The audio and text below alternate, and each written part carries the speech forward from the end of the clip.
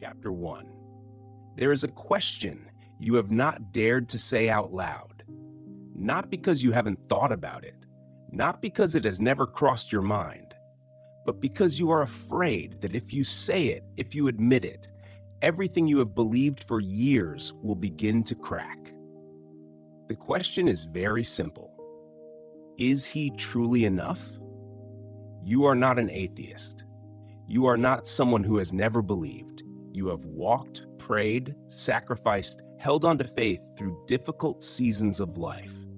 You have paid a price for what you believe. Maybe misunderstanding, maybe loss, maybe long nights with nothing but you and doubt whispering in the dark. But now, after all of it, when the pressure returns, when old voices resurface, when arguments you once silenced suddenly feel sharper, you begin to wonder, was I wrong from the beginning? You don't want to walk away. But you are tired, and in that exhaustion, you need to hear this. Your faith does not collapse because you ask questions. It only collapses if you stop searching for the answer. So begin again from the most foundational point, not from your emotions, not from your current circumstances, but from the most important question of all. Who is he? You have heard that God spoke through the prophets, through chosen men, through dreams, through visions, through the law, through fire and cloud and thunder on Mount Sinai. But all of those, though sacred, though worthy of reverence, were fragments, separate statements, rays of light in the night. Then one day, the word did not come through a messenger. The word entered history in flesh and blood, not another prophet, not another angel, not a messenger, but the Son. Do you understand how deeply that reaches? If the Son truly is God's final word, then you are not clinging to a religious system. You are holding on to the full self-revelation of the Creator. But you stumble here because you have heard about angels, about the law delivered through them, about radiant beings standing before the throne, about power beyond imagination. And you wonder, how could a carpenter from a small village be greater than those fiery beings? The answer is not in his appearance, not in how he presented himself, but in his nature. He did not merely speak God's words. He is the radiance of that glory. Have you ever looked at the sun?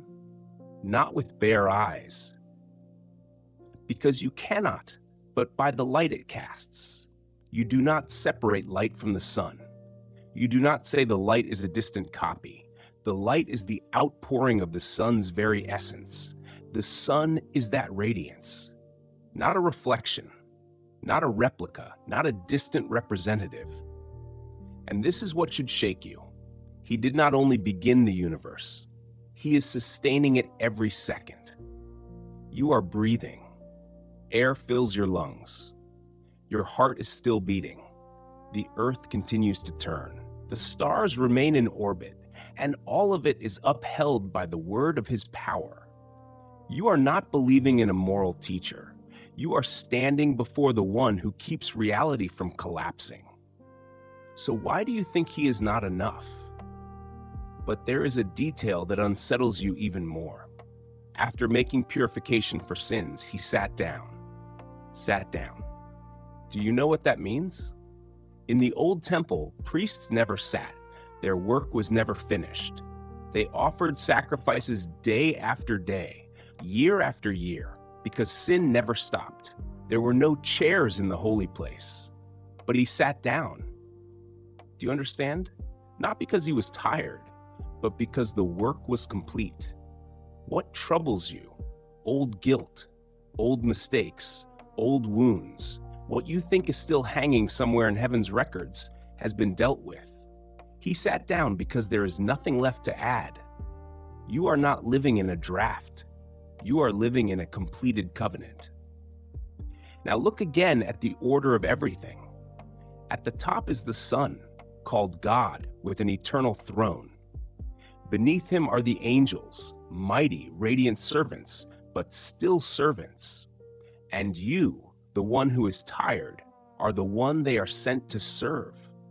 Do you see how that overturns your old thinking? You thought you were small, fragile, clinging to a faith more fragile than yourself. But if the Son truly is who he is, if he is the radiance, the sustainer of the universe, the one who finished redemption, then you are not holding on to something weak, you are being held. Yet the question remains, if he is so exalted, why did he come in such frailty? Why not appear in fire like the angels? Why not descend with thunder as on Sinai? Why a manger? Why a cross? Here you must pause, because power is not what you lack most. You do not lack a God who can command the universe. You lack a God who understands pain from the inside. Angels have never trembled before death. Angels have never wept at a friend's grave. Angels have never felt the loneliness of being abandoned. But he has. And if he is greater than angels, yet chose to step lower than them for a little while, that is not weakness. That is intentional love. You do not need a God who only controls galaxies. You need a high priest who knows what is happening in your heart when you pretend to be strong in front of others. You need one who understands what it feels like to stand before the future and wonder whether you still have enough faith left to believe.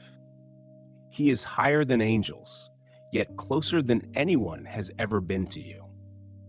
And when you ask whether holding on to faith is still worth it, remember this: you are not holding on to an idea. You are not clinging to a system. You are not maintaining a tradition. You are placing your hand into the hand of the one seated at the right hand of God, the one worshipped by angels. And if he has sat down, then you do not need to keep trying to repay a debt that has already been paid. You only need to draw near. You do not need to resolve every doubt first. You do not need to silence every question first. You do not need to be strong first. Just draw near. Because if he truly is God's final word, then you do not need another word to believe that you are not abandoned. You are tired. I know. You are standing at the edge between continuing and letting go. I know. But before you step back, look up. He is not standing. He has sat down. And that means everything necessary for your salvation has been completed. You do not need anything more. He is enough. Chapter 2. You have prayed for a miracle and then felt disappointed when it did not happen. Not because you did not believe, not because you had never knelt, but there were times when you looked up and wondered, if God is truly all-powerful, why doesn't he just speak one word and fix everything? Why go through pain? Why pass through tears? Why a cross? If he can create galaxies with a word, why can't he erase sin with a single declaration? That is the question that has caused many to quietly walk away from faith, not because they hate him, but because they do not understand him. You are standing there, aren't you?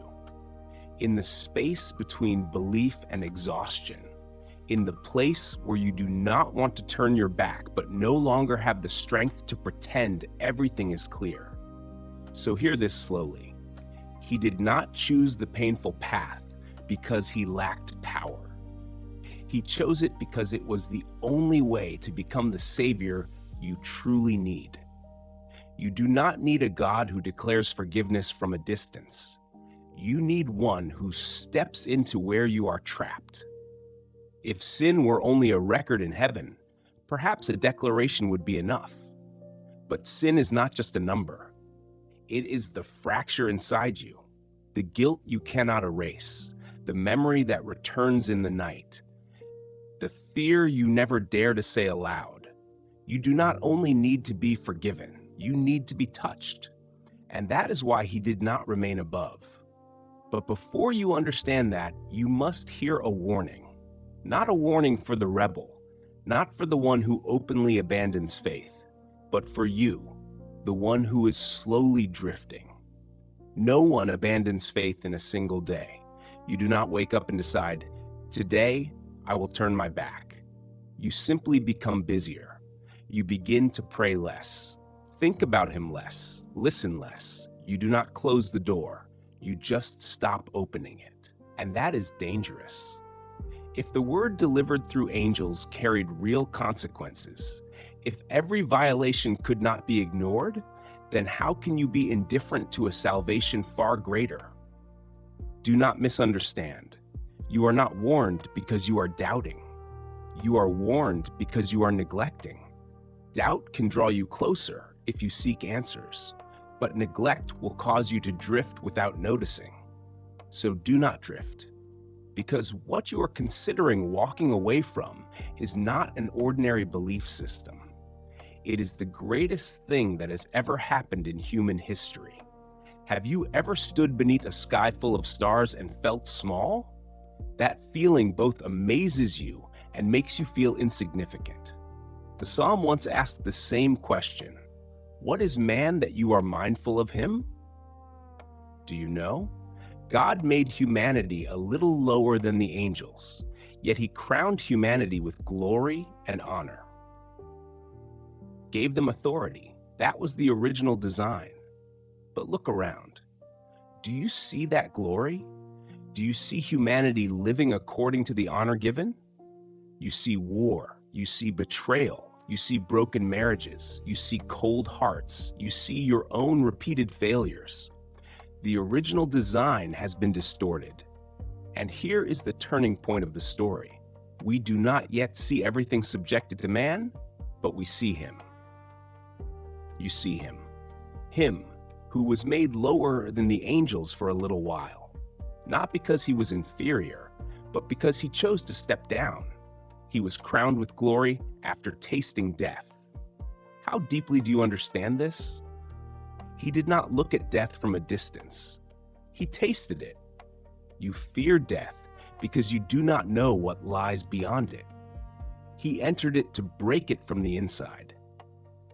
You are bound by that invisible fear. He walked straight into its center. Since the children share in flesh and blood, he also shared in flesh and blood.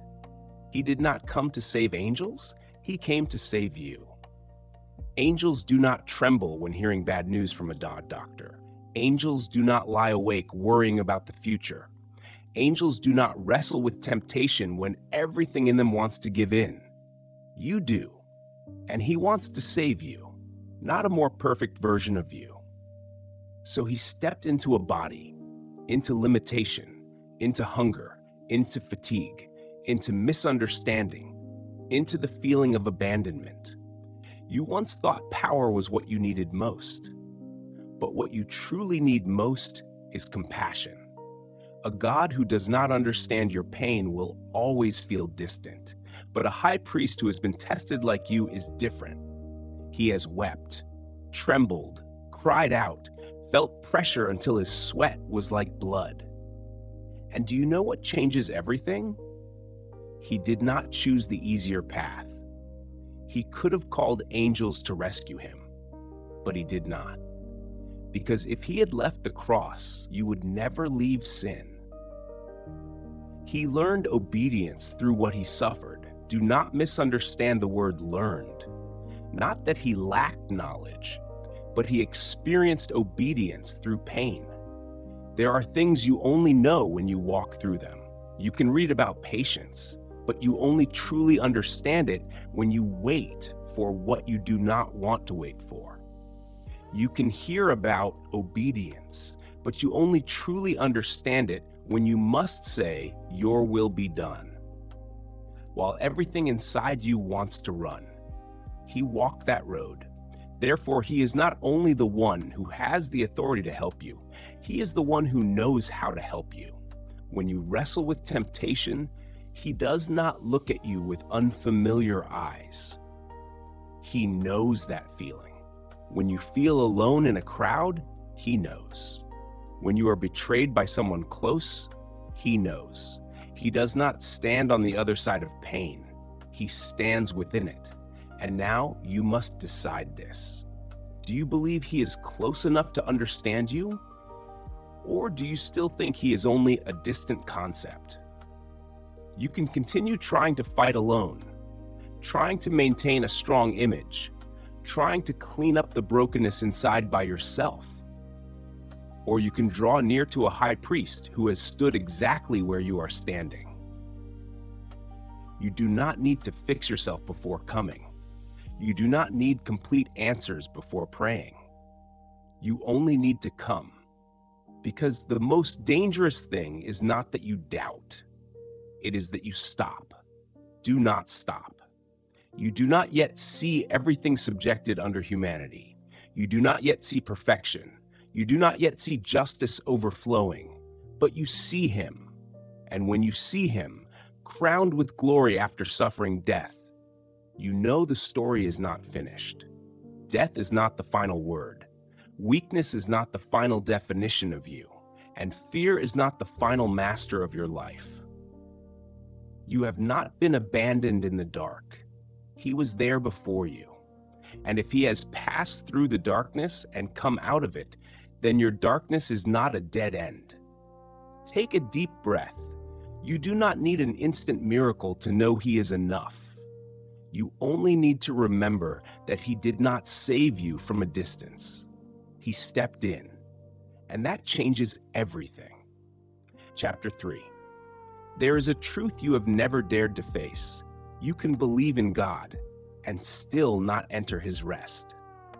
That sounds harsh, doesn't it? You may have been delivered from your own Egypt, from a dark past, from an old way of living, from mistakes that once filled you with shame. You crossed your own Red Sea. You saw miracles. You were once passionate. You sang loudly. You wept in gratitude. But then, somewhere along the journey, you began to grow tired. Not because God did not act, but because his actions did not unfold according to your rhythm. And at that very point, many people stop. Not with a public declaration, but with a quiet hardening of the heart. Do you know what kept the generation in the wilderness from entering the promised land? Not because they did not see miracles. They saw the sea split. Not because they lacked signs. They ate bread from heaven. Not because they lacked God's presence. They saw the cloud lead and the fire guide. They did not lack evidence. They lacked trust when the test lasted longer than expected. Hear this slowly. Their problem was not that they did not begin the journey. The problem was that they did not want to continue when the journey became uncomfortable. And where are you in your journey? You once believed that following him would make everything clearer, lighter, easier to breathe. But then you encountered the desert. Not Egypt, but the in-between. No longer enslaved, but not yet in the promise. The in-between is always the most dangerous place. There, you are no longer bound by the past, but you have not yet touched the future. There, you have enough memory to recall the miracles, but enough hardship to question the promise. Right here, the letter whispers to you, consider him. Not glance at him, not skim past him like a familiar verse, but stop, look long, reflect deeply, because you are in danger of doing the most dangerous thing, stopping your gaze. You are not denying him. You are simply no longer thinking about him, no longer placing him at the center, no longer considering who he truly is. And when you stop looking, you begin looking back. Israel in the wilderness did that. They remembered Egypt, where they were slaves, but painted it with sweet nostalgia. They forgot the chains and remembered only the pots of meat. You do the same. When pressure increases, you begin remembering your old life with false comfort. You remember freedom without responsibility. You remember the feeling of not having to fight for faith, but you forget the cost. The letter tells you this. Moses was faithful, very faithful. He spoke with God as a man speaks with his friend. He led the people out of slavery. He received the law. He endured the rebellion of an entire nation. No one diminishes Moses. But Moses was a servant in the house. Jesus is the son over the house. Do you understand the difference? A servant may be honored, but a son is the heir. If you return to the old system, to familiar structures, to rituals that feel safe, you are choosing to remain with the servant instead of dwelling with the owner. And here is the most painful question. Are you hardening your heart? Hardening is not loud rebellion. Hardening is hearing the truth and delaying your response. It is knowing He is calling you deeper, but saying later. Today, not tomorrow, not when you feel more ready. Today, if you hear His voice, do not harden your heart. You do not need more evidence. You need more trust. You do not need a new miracle. You need to remember the old ones. The wilderness generation witnessed 40 years of continuous care, yet they still concluded that God was not enough. Do you see the absurdity in that? And do you see yourself in it? How many times have you been upheld? How many times did you think you would collapse, and yet you are still here? How many times did one door close, only for another to open? So why, when the trial lasts longer than expected, do you assume He will abandon you? The rest He promises is not merely a piece of land. It is a state of trust. You can be in perfect circumstances and still not be at rest.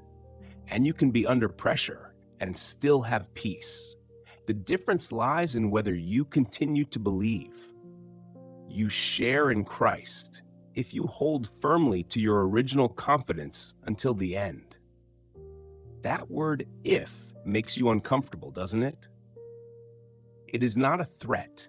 It is an invitation to maturity. You were not saved to stop halfway. You were not freed to return to chains. You were not called to stand at the riverbank and complain about giants in the promised land. You were called to enter. And entering requires this: believing that He is greater than what you fear. Community is part of that. You are not designed to fight alone. You need people who remind you of what you are forgetting. People who say when you are discouraged, don't give up. Every day, not every week, every day. Because hardening does not happen in a single moment. It accumulates through small days when you do not listen, do not pray, do not reflect, do not look up. You may be in one of those days. And if you are reading these lines, it is not accidental. You are still listening. You have not walked away. That means your heart is still soft. And if it is still soft, it can still be healed. Look again, not at your fear, not at what has not happened yet, but at Him. He did not only deliver you from Egypt, He is leading you into the promise. He did not only begin the work, He intends to finish it. Do not become someone who starts strong, but ends in doubt. Do not let the journey lasting longer than expected cause you to question the promise, because the door of rest is still open, and you have not been disqualified from the journey. Today, if you hear His voice, do not harden your heart. Today, choose to believe one more step, just one step, and then another. You do not need to see the entire map. You only need to keep walking with the one who called you. Do not stop in the desert, because on the other side, the promise still stands, and He is still waiting for you to enter. Chapter 4. There is a rest you have been searching for your entire life, but you have been looking in the wrong place. You think it lies in some future day when everything is settled, when finances are stable, when relationships are no longer tense, when your body is healthy, when your heart is no longer tormented. You tell yourself, once I get through this season, then I will rest. But how many times have you said that? And have you truly rested? The truth you do not want to admit is this: You can achieve what you hoped for and still not be at rest. You can accomplish your goals and still feel empty inside. You can be recognized and still feel exhausted within. Because the rest you need is not the perfect arrangement of circumstances. It is complete trust in the one who holds those circumstances.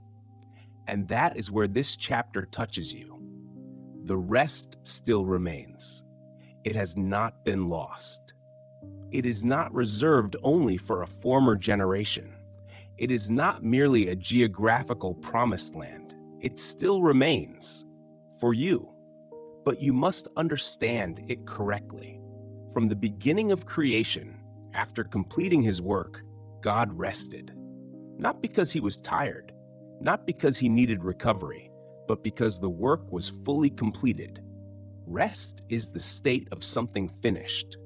And now face this. You are tired because you are trying to finish what he has already completed. You try to prove that you are worthy. You try to redeem old mistakes with new effort. You try to become good enough so you no longer feel ashamed. You try to keep everything under control so nothing collapses. You are not merely working. You are fighting to save yourself. And that is why you cannot rest. The generation in the wilderness did not enter rest because they did not believe. Not because they did not go. Not because they did not see, but because they did not believe God was faithful enough to lead them all the way. Are you making the same mistake? You believe he saved you from the past, but you are not sure he will carry you through the future. You believe he forgives sin, but you do not believe he can transform you that deeply. You believe he loves, but you still live as if everything depends on you. And so, you do not rest. His word says that rest still remains for the people of God. Not rest after you become perfect. Not rest after you fix every mistake. Not rest when you no longer feel afraid, but rest in faith. You enter rest when you stop trying to be your own savior. But do not misunderstand. This is not an invitation to laziness, not an excuse for carelessness. It is a call to let go of false control, because you do not truly control what you think you control. You can plan, but you do not control outcomes. You can strive, but you do not command every variable. You can pray, but you do not decide the timing. So why do you live as if everything rests on your shoulders? There is urgency in this call. Make every effort to enter that rest. It sounds contradictory, doesn't it? Effort to rest? But this is a different effort. Not the effort to prove yourself, but the effort to trust. To trust that his work is enough. To trust that his blood is enough. To trust that his sacrifice does not need your added achievements. And here, you must face what you fear most. The word of God is living and sharp. You can avoid others. You can polish your image. You can tell the story in a way that favors you. But you cannot hide your heart from that word. It divides soul and spirit. It exposes motives. It reveals what you are deceiving yourself about. You are afraid of that, aren't you? Afraid that if you draw near, everything inside you will be exposed. But hear this. The one who sees through you is the one who shed his blood for you. You are not standing before a cold judge. You are drawing near to a throne of grace. That throne does not deny sin, but it is not built on condemnation. It is built on mercy. You have a great high priest who has passed through the heavens, not merely a religious figure, not merely a symbol, but the Son of God, who understands your weakness. He was tested in every way as you are, yet without sin. He knows what it feels like to be tired. He knows what it feels like to be misunderstood. He knows what it feels like to continue when everything inside wants to stop. So why do you think you must endure alone? Come boldly, not timidly. not with a posture of fear, not like someone being called to the front of the class, but boldly. You may think you are unworthy, but your boldness is not based on your character. It is based on His work. You draw near to receive mercy. You draw near to find grace. Not once, not only when everything collapses completely, but whenever you need. Whenever. That means you will need often, and that does not make you weak. It places your dependence where it belongs. You were not created to live independent from God. You were created to live in reliance, and that reliance is rest. You no longer need to pretend to be strong. You no longer need to hide your exhaustion. You no longer need to fight to save yourself. You can stop running in the circle of self-justification. You can stop trying to repay a debt that has already been paid. The rest still remains, not at the end of your life, not after you reach a perfect spiritual state, but right now, right as you are listening. The question is not whether rest exists.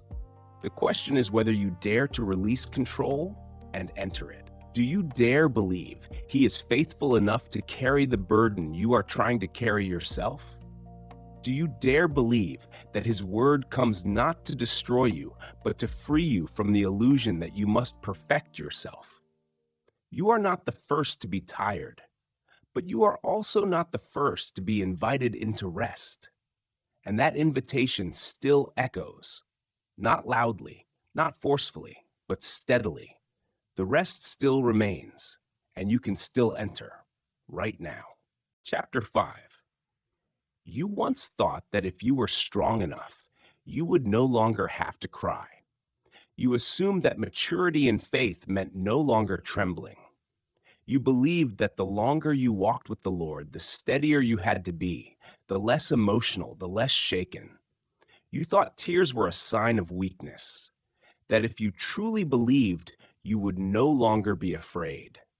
But you were wrong, because the most perfect one who ever walked this earth wept, not weeping in failure, not weeping in meaningless despair, but weeping in obedience. Have you ever imagined that? That there were prayers offered up with trembling tears, that cries were lifted from a heart completely holy, yet still heavy with pressure? You were taught that He is the Son of God, and that is true, but you forget that He truly took on flesh, not a role, not temporary pretending, not merely outward appearance. He knew the feeling of fear before pain. He knew the feeling of facing what He did not want. He knew the feeling of saying, "Take this from me, yet not my will, but the Father's be done." Do you hear that clearly? Not, "I feel nothing." Not, "I am stronger than the pain." But I feel the full weight of the pain, yet I choose obedience. And this is where you need healing. You think spiritual maturity means having no emotions, but true maturity is bringing your emotions before God instead of hiding them. He did not step into the office of high priest through overwhelming power. He was called. No one appoints himself to that position. No one elevates himself, and neither do you. You do not save yourself. You do not lift yourself out of the mud of your past. You do not cleanse your own soul. There is one appointed to stand between you and God. But do not think of Him as a distant figure. The priest in the Old Testament had to understand human weakness. He had to offer sacrifice, not only for the people, but for himself. He had to know his own limitations. Jesus had no sin to offer sacrifice for himself. Yet he stepped into the weakness of humanity. He does not stand above looking down at you, saying, "Why are you so weak?" He says, "I know that feeling." How many times have you hidden your fear because you thought it made you less faithful? How many times have you blamed yourself for still trembling? How many times have you prayed with guilt because you were not strong enough? Hear this. He learned obedience through what he suffered. The word learned here does not mean he lacked understanding. It means he walked through the lived experience of pain. There are things you cannot understand through theory. You can read about patience your whole life, but only when you wait for what you do not want to wait for do you truly understand. You can hear about faith, but only when you walk in darkness without seeing the path do you know whether you believe. He walked in that darkness. So when you feel like you are struggling, do not think you are failing in faith. You may be standing exactly where he once stood. You may be learning obedience, not because you are abandoned, but because you are being led deeper. But there is something else you must face. You have heard too many times. You know too much information, yet you are still like a child in faith. Not because you are unintelligent, but because you have not practiced what you know. You like hearing about grace, but you still live as if you must prove yourself. You like hearing about forgiveness, but you still hold on to shame. You like hearing about freedom, but you keep returning to familiar chains. At some point, you cannot drink milk forever. You must eat solid food. Spiritual maturity is not accumulating more knowledge. It is allowing His Word to train your senses so that you can distinguish right from wrong, so that you are not shaken by every voice. You are living in a noisy age. Everyone has an opinion. Everyone has advice. Everyone has their own way of living. And if you do not mature, you will be pulled in every direction. But when you mature, you do not need every answer immediately. You only need to cling to the one who does not change. Your high priest not only understands weakness, he has become the source of eternal salvation for those who obey him. Eternal, not temporary, not until your next mistake, not until your next disappointment. Eternal. Do you believe that? Or do you still think his love has an expiration date? Have you lived as if you must hold on to your salvation by your own strength? Have you feared that one wrong step would make you lose everything? Stop. If your salvation depended on your perfection, you lost it long ago. But if it depends on the ministry of an eternal high priest, it does not sway with your emotions. He does not change according to your feelings. He does not resign when you are weak. He does not leave his position when you doubt. He stands there between you and God, not to hide the truth, but to ensure that the final truth is grace. You do not need to become numb to be accepted. You do not need to appear strong to be loved. You do not need to be perfect to be called a child. You only need to draw near. Bring your trembling. Bring your awkwardness. Bring your unanswered questions. Because he once prayed with loud cries and tears. And if he was not ashamed of his tears, then you do not need to be ashamed of yours. You are not weak because you feel pain. You are not failing because you are struggling. You are not lacking faith because you are learning. You are in process, and that process does not push him away from you. It draws him closer because your high priest does not only know heaven, he knows humanity. And because of that, you can believe that you are not alone in this battle, not because you are strong, but because he obeyed perfectly. And that obedience is covering you. Chapter 6. There is a boundary you never thought you would reach, the boundary of letting go. Not letting go of a bad habit, not letting go of a toxic relationship, but letting go of the very faith you once lived and died for. You do not say it out loud. You still attend gatherings, still pray sometimes, still keep familiar Bible verses on your phone. But inside, a frightening silence is spreading. You wonder, if I stop here, would anyone notice? And that is exactly where the warning sounds. not to threaten you, but to awaken you. There are those who have once tasted grace, been enlightened, shared in the goodness of God, experienced the power of the age to come, but then they turned away, not because they had never known, but because they did not want to continue. And that frightens you, because you know how prolonged exhaustion can make anyone want to withdraw. You know the feeling of praying without seeing an answer. You know the feeling of believing and still hurting. You know the feeling of standing among a community of faith while your own heart feels empty. And you wonder, if I let go, is there still a way back? Listen very carefully. The warning was not written for those trembling and seeking. It was written for those who deliberately shut the door. There is a difference between someone struggling and someone deciding to reject.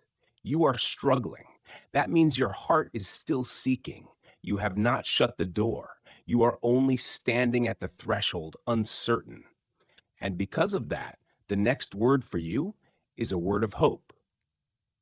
But we are confident of better things concerning you. Do you see? Right after the warning comes confidence, not suspicion of you, but trust that you will not stop there. You have sown something in the past, love for his name, service, care for others. God does not forget that. He is not unjust to forget what you have done for him. You may forget yourself. You may think you have made no progress, but he does not forget. And now you need an image to hold on to, an anchor. Do you know why a ship needs an anchor? Not because the sea is always violent, but because there are moments when the waves are strong enough to carry you away without you realizing it. Hope is the anchor of your soul. Not vague hope, not hope based on emotion, but hope fastened firmly into the most holy place, where Jesus has entered before you. How deeply do you understand that? Your hope is not hanging in empty air. It is attached to a solid reality, the presence of God. Yet you still ask, how do I know that promise will not change? Then return to Abraham. He received a promise when there was no sign of its fulfillment. He was old, his wife was barren. Time passed, but God did not only promise, he swore. And because there was no one greater to swear by, he swore by himself. Do you know what that means? His promise does not rest on your circumstances. It rests on his character, and that character does not change. There are two unchangeable things: God's promise and God's oath. And in those two things, you have strong consolation, not gentle comfort, strong. You are not clinging to a feeling. You are clinging to one who cannot lie. But what makes you waver is not logic, it is time. Waiting makes you doubt. Abraham had to wait. Hope is not seeing immediately. Hope is believing that what is unseen is still true. And while you wait, you are not standing alone. Jesus has entered before you as a forerunner. He did not only open the way, he is there. You may feel as though you are in the middle of the storm, but your anchor is not in that part of the sea. It is beyond the veil. You do not see it, but it holds you. You think you are about to drift, yet you are still here. You think you are about to let go, yet you are still listening. That means the anchor is still holding. Do not confuse the feeling of drifting with actually being carried away. You may feel unstable, but if your hope is fastened to him, you are not lost. Perhaps you are not as mature as you want to be. Perhaps you still have many questions. Perhaps you have thought about quitting more than you dare admit. But if you are still seeking, you have not fallen from grace. The warning was not written to terrify you. It was written to remind you that what you are considering abandoning has immeasurable value. Do not trade eternal hope for temporary comfort. Do not exchange a firm promise for fleeting emotion. Do not let exhaustion decide your spiritual future. You do not have to be perfect to keep the faith. You only need not to let go of the anchor, even when you do not feel certain, even when you do not understand everything, even when you can only whisper a weak prayer. Your hope does not depend on the strength of your hand. It depends on the strength of the one you hold on to. And he does not waver. Perhaps today you do not feel strong, but you do not need to be strong. You need an anchor, and your anchor is in the safest place possible, in the very presence of God. So do not let go. Do not walk away in a moment of impulse. Do not shut the door because you are tired. Rest in hope instead of abandoning it. You are not the first to wait, but you are not forgotten. The promise still remains, the oath still remains, the anchor still remains, and you are still being held. Chapter 7. Have you ever wondered, what if everything you are leaning on to stand firm has never truly been enough? Not because it is wrong, not because it is worthless, but because it is only a shadow of something greater. You have grown used to the system, used to clear steps, used to the idea that if you do A correctly, you will receive B, used to needing a mediator, needing rituals, needing conditions. You believe that if you keep enough rules, pray long enough, repent deeply enough, then you will be fine. But inside, you still feel something missing. You still return to the same mistake, still haunted by the same fear, still asking yourself, maybe I have not done enough. And here this chapter opens with a strange name, Melchizedek.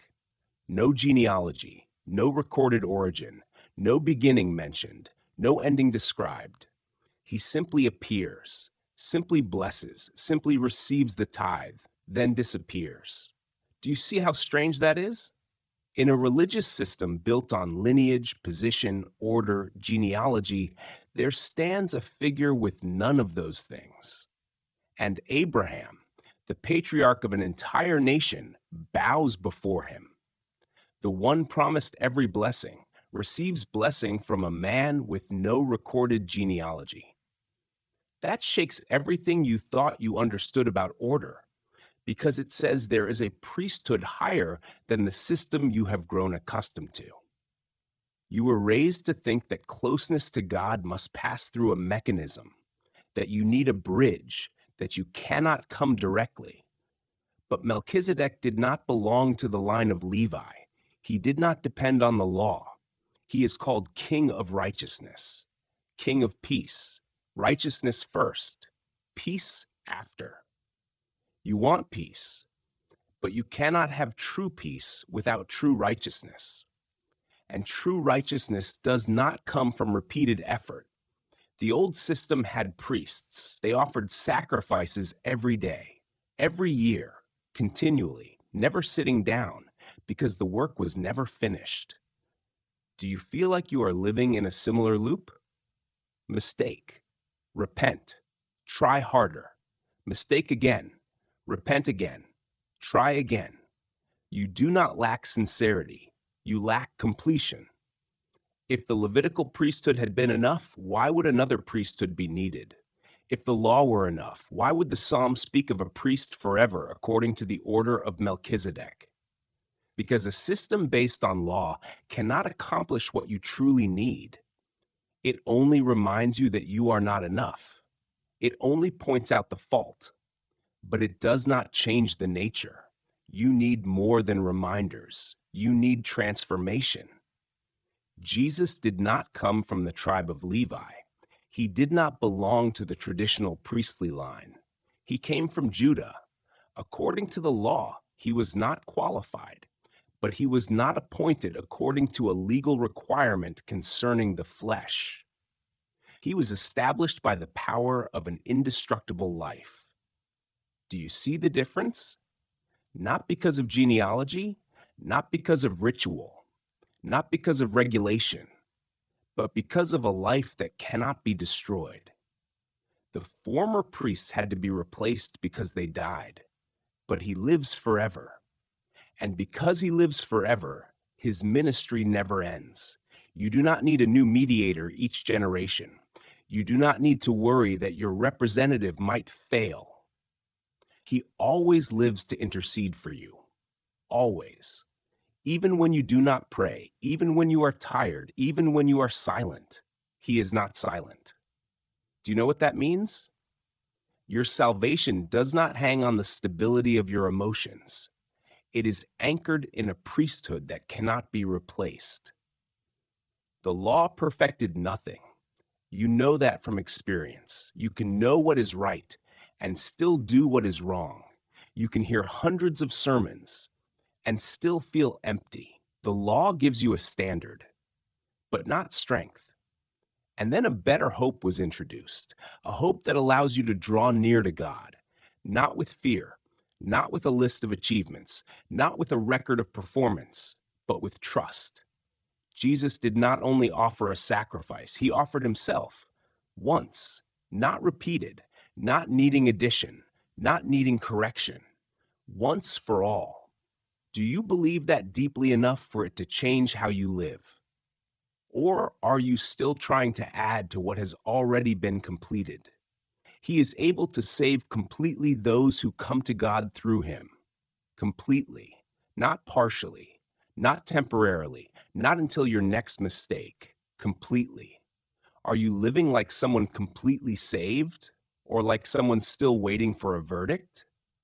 Your high priest is holy, innocent, without stain, separated from sinners, yet at the same time closer to you than anyone.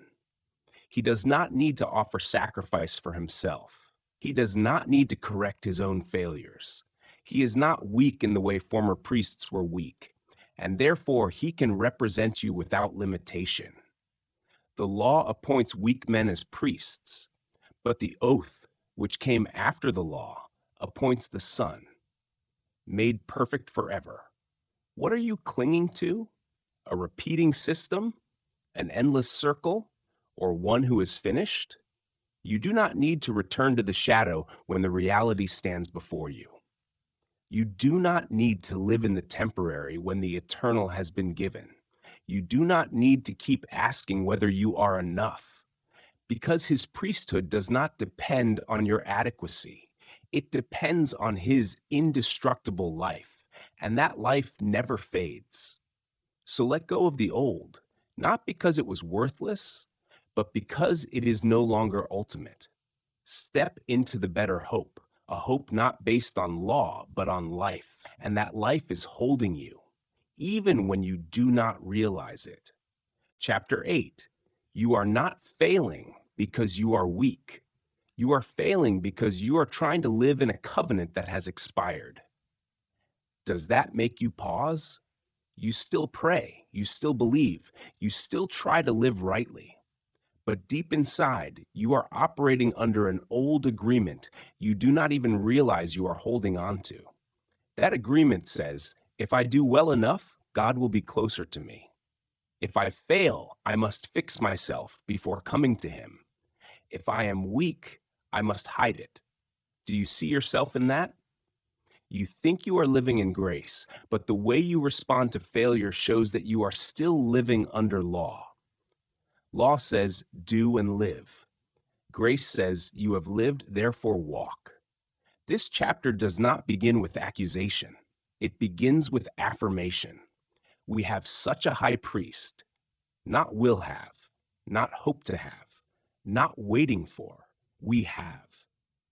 He is seated at the right hand of the throne of the Most High. Seated. You've heard this before, but today hear it as if for the first time. Seated means the work is finished. In the old temple, there were no chairs for the priests, because the work was never done. Today's sacrifice only temporarily covered until tomorrow. But he sits, not because he is indifferent, not because he has abandoned his task, but because the work of redemption is complete. And now you must face this. If he is finished, why are you still living as if everything depends on you? The earthly tabernacle was only a shadow, a copy, a small model of the heavenly reality. Have you ever looked at an architectural blueprint? It gives you an idea, but you do not live in the blueprint. You live in the actual house. So why are you trying to live in the copy when the reality has opened? The old covenant was established on law engraved on stone tablets. The new covenant is written on the heart. This is the turning point of the story. The old law says you must change from the outside. The new covenant says God will change you from the inside. How many times have you tried to fix yourself externally, change behavior, adjust speech, suppress emotion, and then you stumble again at the same place? Not because you lack willpower, but because stone tablets never soften a heart. Only the Spirit can write the law into your heart. And when the law is written in the heart, you no longer obey out of fear. You obey out of love. This is the new covenant. I will put my laws in their minds and write them on their hearts. You no longer have to live with the feeling that God is far away and you must climb to reach him. You no longer need a mediating system to be accepted. I will be their God, and they shall be my people. Not through ritual, not through performance. Do you see the difference? Religion says, try to belong. The new covenant says, you belong, therefore walk. And then there is a sentence that silences all your shame. I will remember their sins and their lawless deeds no more. Do you hear that clearly? No more remember. Not because God forgets like humans forget, but because he chooses not to record it to condemn you. You still remember your failures. You still replay embarrassing moments. You still hear the voice inside whispering, you are not worthy. But if the new covenant truly covers you, that voice does not come from him. He is not repeating your past. He is writing your future. The old covenant is obsolete, not because it was wrong, but because it was never designed to be the final point. It was the road leading to something better, and you are living in something better. So why are you still living as if you are under the old contract? You still punish yourself, still try to repay God when you fail, still think you must do something to balance things out. But the new covenant does not operate on the principle of balance. It operates on the principle of completion. His blood established a covenant that does not depend on your perfection. It depends on his faithfulness, and he does not change. You may waver, you may doubt, you may grow tired, but that covenant still stands, not because you maintain it perfectly, but because he keeps his word. You no longer have to live in fear that one more mistake will cause everything to collapse. You no longer have to beg as if you are negotiating. You can draw near as a child. You can speak honestly about your weakness without fearing rejection. You can admit that you are not perfect and still know that you are loved. That is the power of the new covenant. Not to make you irresponsible, but to make you free. Free from the obsession to prove yourself. Free from the fear of being cast out. Free from the cycle of self-condemnation.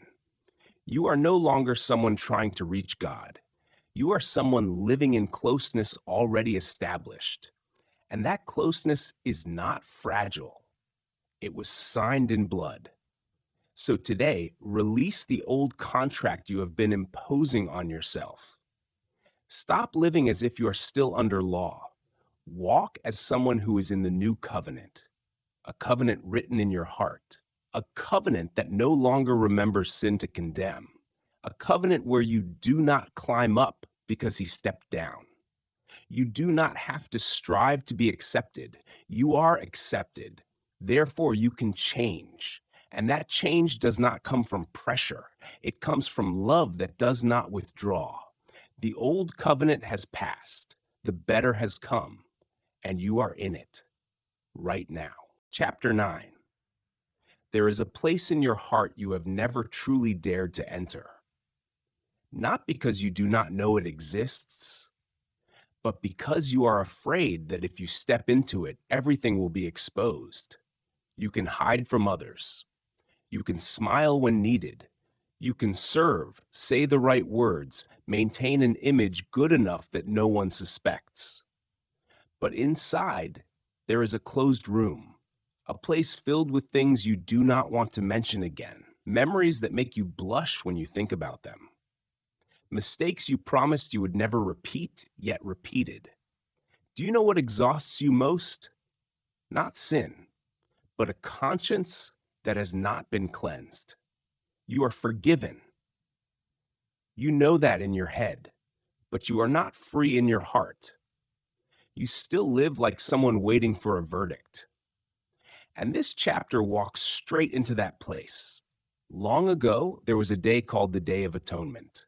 Once a year, the high priest entered the most holy place, the place no one was allowed to enter, representing the holy presence of God. Not with confidence, not with empty hands, but with blood, blood of bulls, blood of goats. Not because God needs blood, but because sin is not small. Sin is not merely wrong behavior. It is a fracture in relationship, a break between you and your Creator. And the blood of animals could only cover temporarily, not erase, not renew the conscience. It is like sweeping dust into a corner. You do not see it anymore, but it is still there. You are living like that. You know you are forgiven, but you still feel the stain. You still feel not clean enough to draw near. And then everything changes. Jesus did not enter a sanctuary made by human hands. He did not enter a copy. He entered the reality itself, not with the blood of bulls and goats, but with his own blood. Once, not repeated, not year after year, once for all. How deeply do you understand that? Not a temporary covering, not an intermediate solution, but eternal redemption.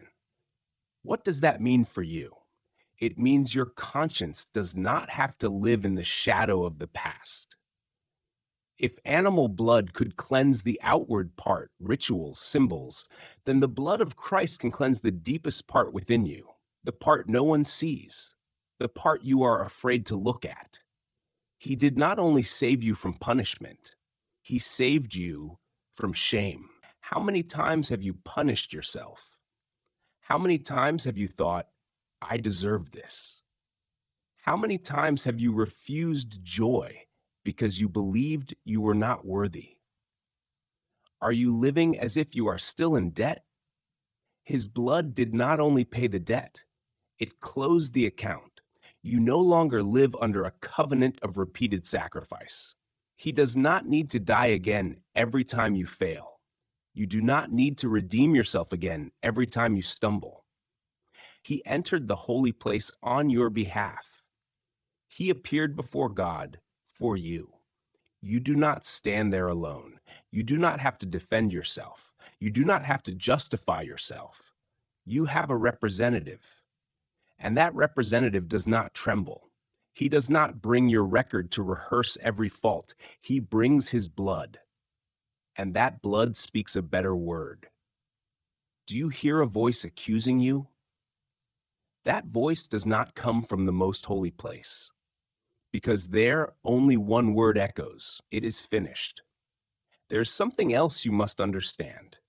A will takes effect when the one who made it dies. The new covenant was activated by his death, not symbolic, not illustrative, real. His death was not a meaningless tragedy.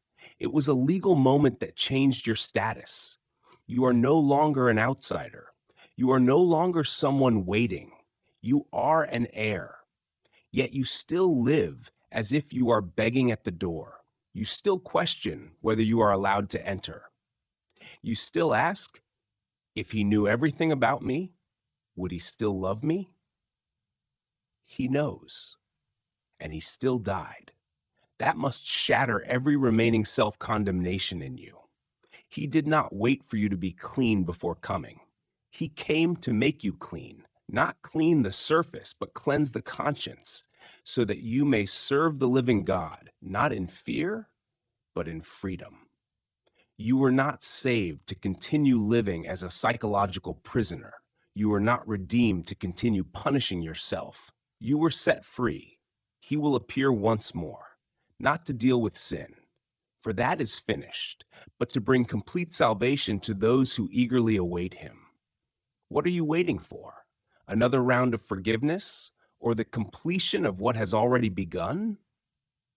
Do not confuse being in process with still being condemned. You may be in process, but you are no longer under sentence. There is a great difference, and that difference is written in blood. So today, step into the place you once feared. Look directly at the part of your conscience you have avoided, and instead of hiding it, place it under his blood. You do not need to clean yourself before coming. You come to be cleansed once, enough for all. And if that blood was enough to open the most holy place, then it is enough to renew your soul. You no longer live in the shadow of repeated sacrifice. You live under the light of completed atonement, and your conscience can rest, not because you have never failed, but because he paid the price completely, eternally. Chapter 10. You are no longer in debt, not in debt for a longer prayer, not in debt for a more serious season of fasting, not in debt for a more perfect life to make up for old mistakes. You are no longer in debt, but you still live like someone who is. You still remind yourself, I have to do something to be worthy. You still think that if you do not try hard enough, God will be disappointed. You still feel the need to repay him.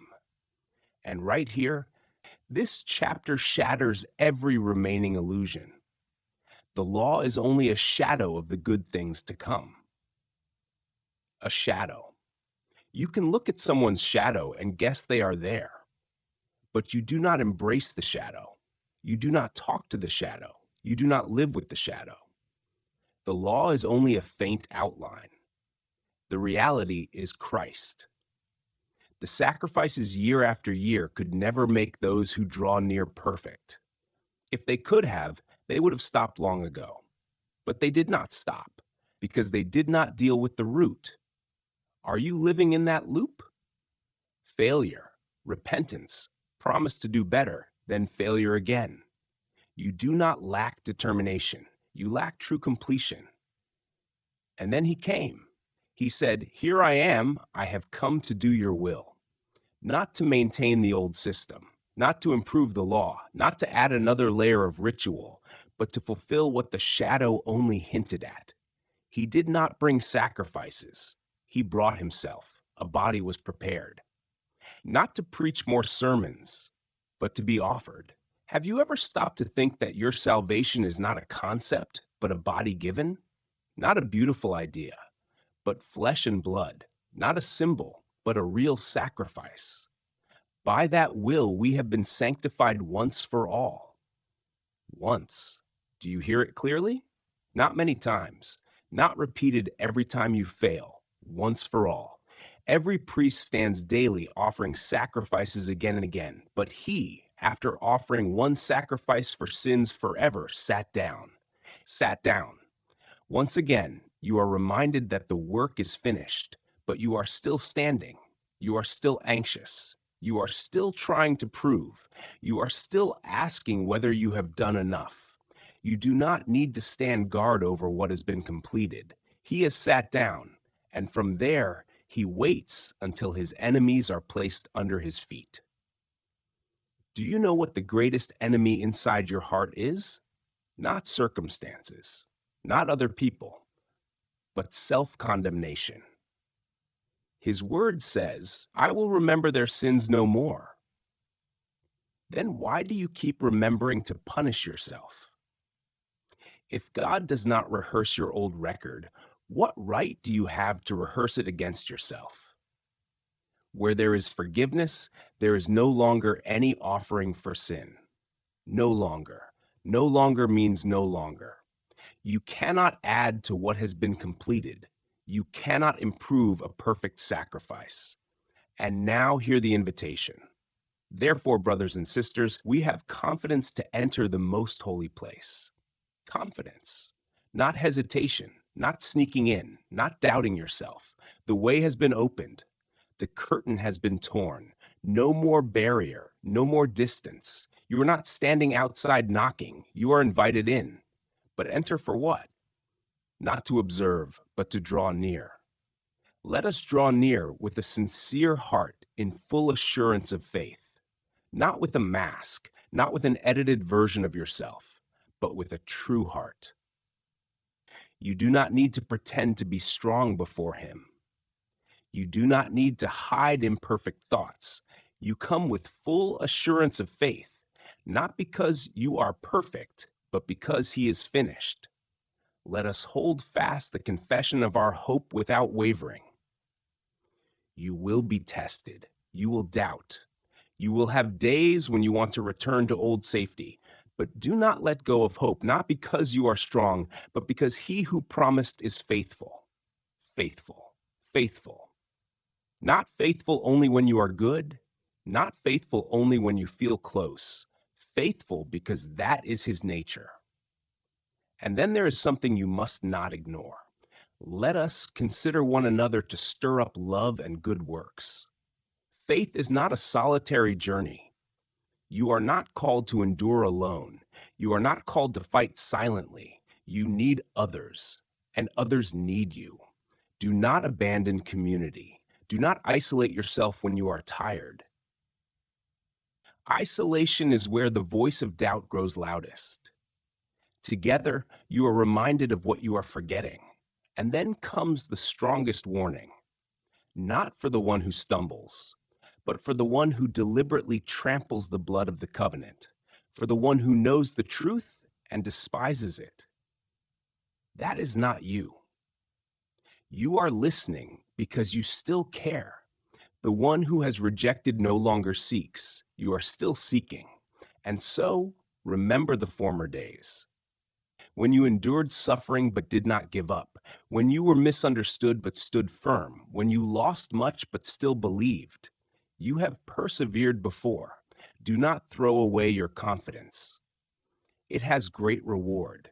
You need endurance, not for a day, not for a season. Endurance to the end. The righteous shall live by faith. Live, not merely exist, not merely survive. Live, and if he shrinks back, his soul takes no pleasure. But you are not of those who shrink back. You are of those who believe and preserve their souls. You may be tired, you may be slow, you may have weak days, but you are not one who shrinks back, because the one who sat down never leaves his position. And therefore you can continue, not by your own strength, but by the certainty that the work is finished. You are no longer in debt. You are no longer outside. You are no longer living in shadow. You live in reality. And that reality says once, enough, forever. Chapter 11. If tomorrow does not change, will you still believe? Not if everything improves. Not if your prayer is answered exactly the way you expect. Not if the door opens at the right moment. But if nothing changes, will you still believe? This is the question you often avoid because you have grown used to attaching faith to outcomes. You pray and wait for a sign. You believe and hope for a breakthrough. You sacrifice and expect a return. But what if faith is not a way to control the future? What if faith is not the key that opens every door? What if faith is not a tool to make everything happen according to your will? Then what is faith? Faith is the assurance of what you hope for, the evidence of what you do not see. It sounds beautiful, but do you know what that means? It means you can live with certainty while seeing nothing change. It means you can stand firm while your hands are empty. It means you can keep walking without a detailed map. You are not the first to face this. Abel offered a better sacrifice, not because he knew the outcome in advance. Enoch walked with God, not because he was guaranteed an easy journey. Noah built the ark, not because it had started to rain. Do you understand how unreasonable faith looks? Noah was warned about something that had never happened. No precedent, no example, no visible evidence, only a word. And he acted on that word. You are waiting for evidence before acting. But faith acts on promise, not on data. Abraham was called out of what was familiar, not knowing where he was going. No address, no specific guarantee, only a call. And he went. You want to know every detail before stepping. You want to be sure everything will be fine before leaving your comfort zone. But faith is not seeing the entire journey. Faith is trusting the one who leads you. Sarah laughed when she heard the promise. Have you ever laughed in doubt? Have you ever thought, it is too late, too hard, too far? But Scripture says she considered him faithful who had promised. Not considered the circumstance, not considered the probability, considered the one who promised. What are you considering? Your circumstances or his character?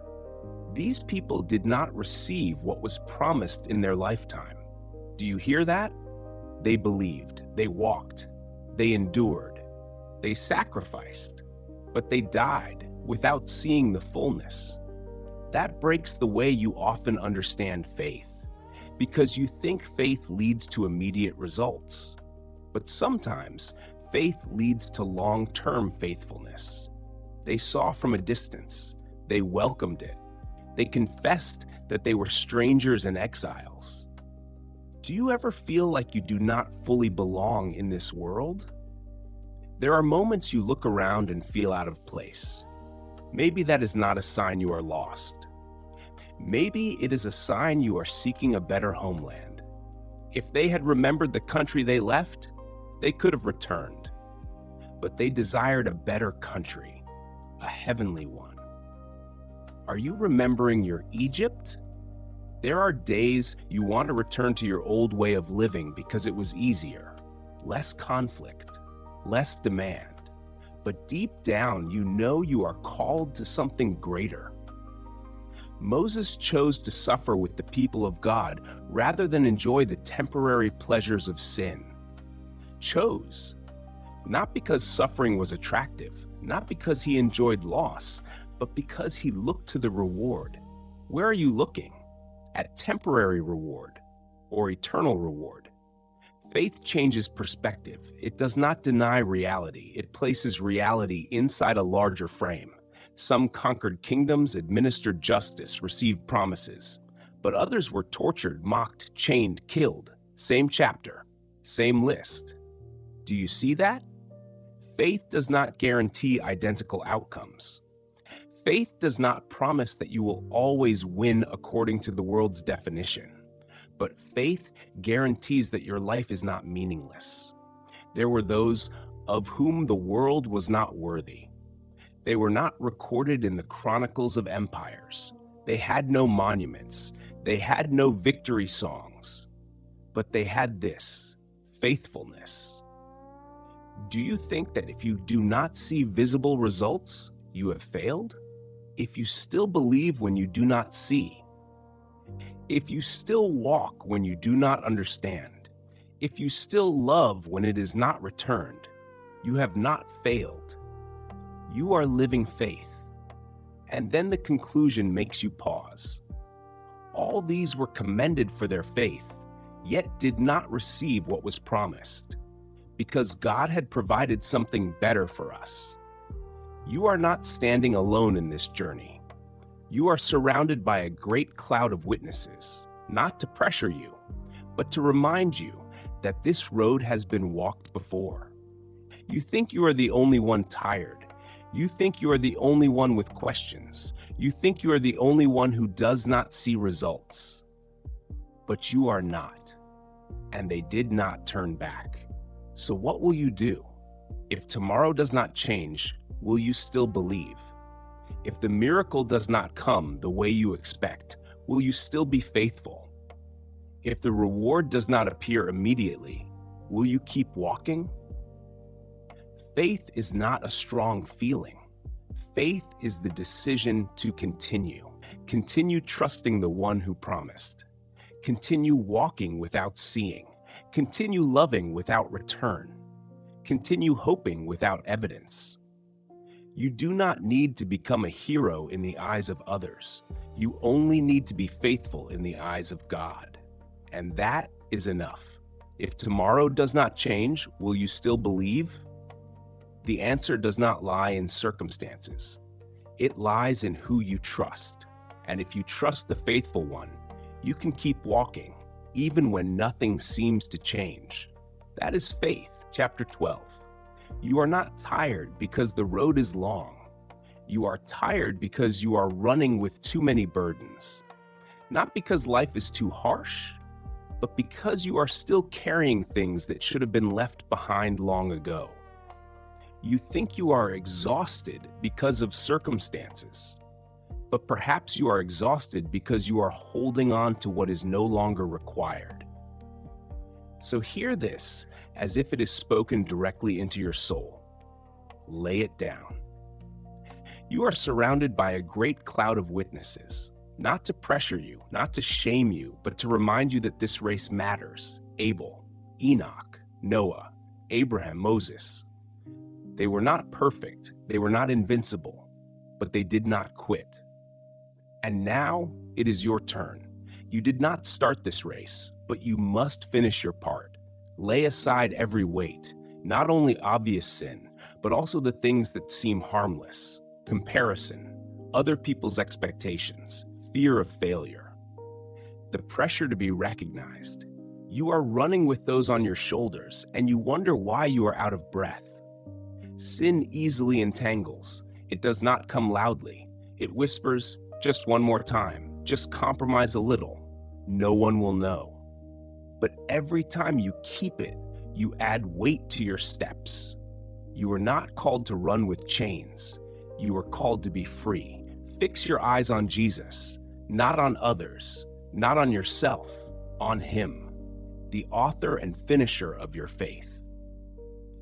You did not begin this faith by yourself, and you will not finish it by yourself. For the joy set before Him, He endured the cross.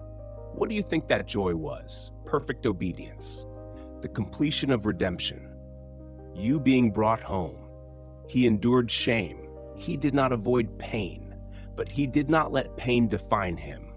And now He sits at the right hand of the throne of God. Once again, sits. Your race is not finished, but the victory is secured. Consider Him.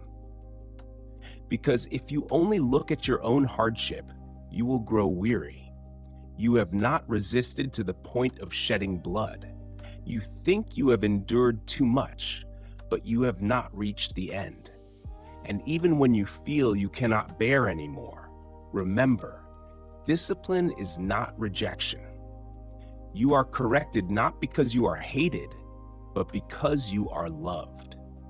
No child is without discipline from a father. If you were never shaped, that would be concerning. But you are being formed, and that hurts. Discipline is not pleasant at the time. No one enjoys correction. No one enjoys testing. No one enjoys having what is familiar cut away. But afterward, it produces the peaceful fruit of righteousness. You want peace without process. You want maturity without testing. You want stability without shaping. But faith does not grow in comfort. It grows in endurance. Strengthen your tired hands. You have given up in your heart before giving up in action. Make straight paths for your feet. Do not drift. Do not let hurt turn you bitter. Pursue peace with everyone and holiness. Without it, no one will see the Lord. See to it that no bitter root grows up. Bitterness does not arrive instantly. It begins with a small wound left untreated. an injustice you cannot release, a word you refuse to forgive. And then it spreads. You were not called to carry a bitter root into the race. You were called to release it. Do not be like Esau. Do not trade what is eternal for momentary satisfaction. You are not coming to a mountain of fire and thunder. You are not standing before a God who makes you tremble in fear. You have come to Mount Zion, to the city of the living God, to countless angels, to the assembly of the firstborn, to God, the judge of all, to the spirits of the righteous made perfect, to Jesus, the mediator of the new covenant. You are not living in a temporary reality. You belong to a kingdom that cannot be shaken. Everything you see can be shaken. Finances can collapse, relationships can change, health can weaken, reputation can disappear. But the kingdom you belong to cannot be shaken. You are running for that. Do not refuse the one who speaks. In the past, when he spoke on earth, people trembled. Now he speaks from heaven, and his voice still has power. Once more, he will shake everything that can be shaken, so that what cannot be shaken remains. Are you ready to let go of the temporary to hold on to the eternal? Or are you clinging to what will soon fade?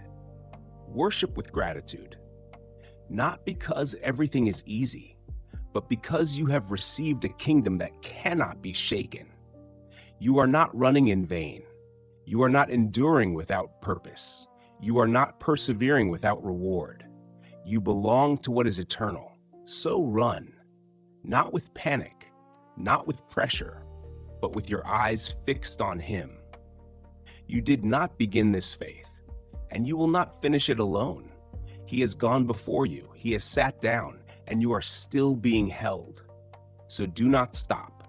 Lay down the weight, fix your eyes on Him, and keep running, because this race is worth finishing. The ending. If today were the last day you still had enough courage to believe, what would you do? Would you tighten your grip one more time, or would you let go? Would you keep walking, even slowly and trembling, or would you quietly turn away, telling yourself that you have tried enough? This is not a question for bystanders. This is a question for you, the one who has walked this entire journey, from the early days full of fire to the long nights filled with doubt. You have heard about the Son greater than angels. You have seen Him step down, taking on your fragile flesh. You have been reminded that there is still a rest that remains. You have known that you no longer live under the old covenant. You have heard about the blood that speaks a better word. You have been called into the most holy place with boldness. You have stood among the cloud of witnesses. You have been urged to run until the end. And now, everything narrows down to one question. Are you still holding on? Not holding on by your own strength, not holding on by iron will, but holding on because you know you are being held. There is a truth you must carve deep into your heart before closing this journey. You were never the center of the story. You are not the main character trying to prove your worth. You are not the hero writing your own ending.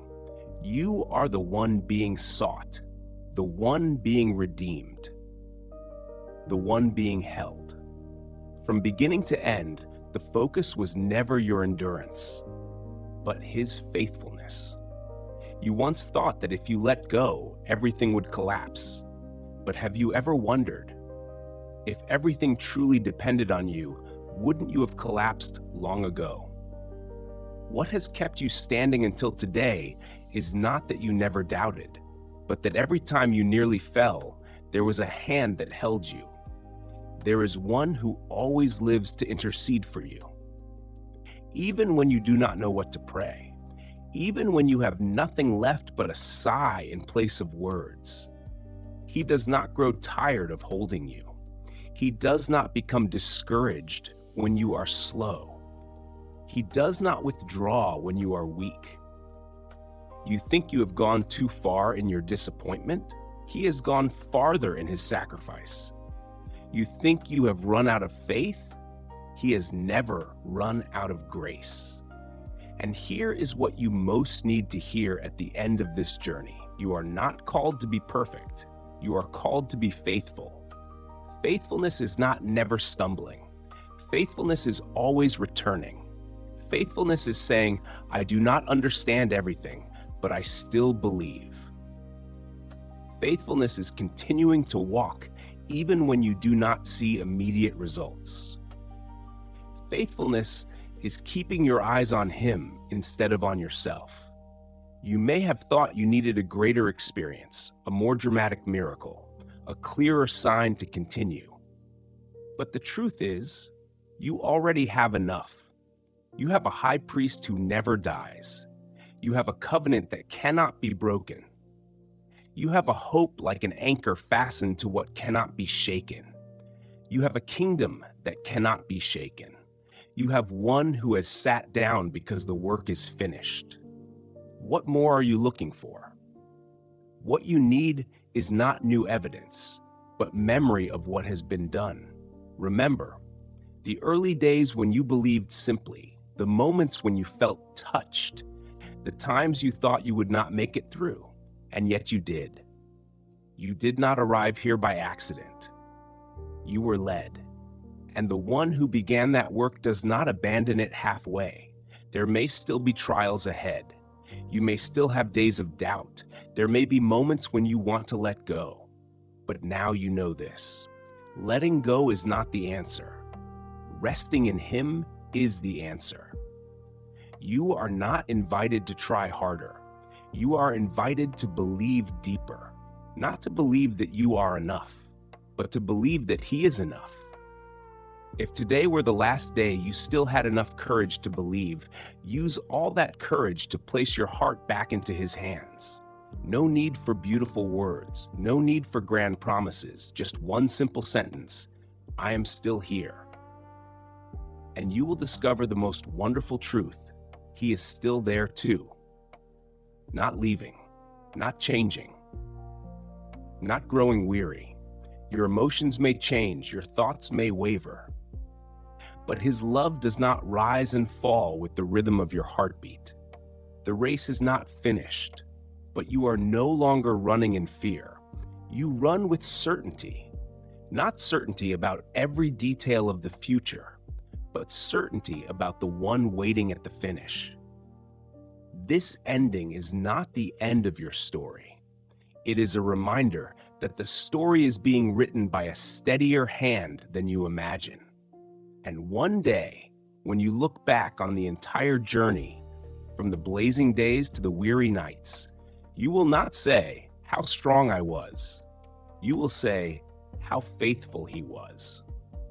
So do not stop here. Do not let the previous chapters become beautiful memories and then close the book. Keep walking. Not because you are confident in yourself, but because you are confident in Him. And if there is one final thing you must carry with you as you close this journey, it is this: He is enough. Enough for your doubt, enough for your weakness, enough for your past, enough for your future, enough for the days you are strong, enough for the days you are tired. He is enough. And you, the one who has walked this entire journey, are no longer alone. Walk in that rest. Hold on to that hope. Run until the end, because your story does not end in exhaustion. It ends in faithfulness, and that faithfulness never changes.